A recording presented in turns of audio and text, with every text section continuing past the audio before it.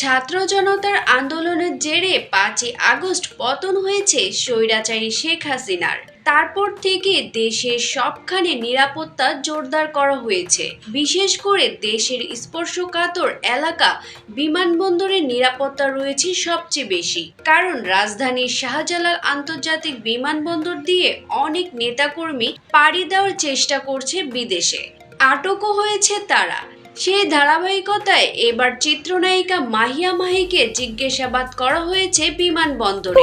জানা গেছে চলতি সপ্তাহে বিমানবন্দরে গিয়েছিলেন তিনি। সেখানে এই নায়িকাকে 1.5 ঘন্টা অপেক্ষা রেখে বিশেষভাবে চেক করা হয়েছে নথিপত্র।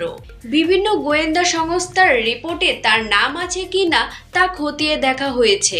সামাজিক যোগাযোগ মাধ্যমে একটি ভিডিও বার্তায় বিষয়টি নিজেই জানিয়েছেন মাহিয়া মাহি।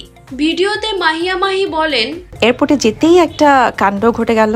1 থেকে 1.5 ঘন্টা এয়ারপোর্টে অপেক্ষা করতে হয়েছে শুধুমাত্র আমার নামে কোনো অ্যালিগেশন আছে কিনা। 1 থেকে 1.5 ঘন্টা হবে আমি জাস্ট বসেছিলাম, কারণ কর্তৃপক্ষ নিশ্চিত হতে চাইছিল আমার বিরুদ্ধে কোনো অভিযোগ আছে কিনা। ডিজিএফআই, এনএসআই সহ বিভিন্ন গোয়েন্দা সংস্থার রিপোর্ট ভালোভাবে চেক করার পরই ফ্লাই করতে পেরেছি। মূলত একদিনের জন্য দেশের বাইরে গিয়েছিলেন মাহি।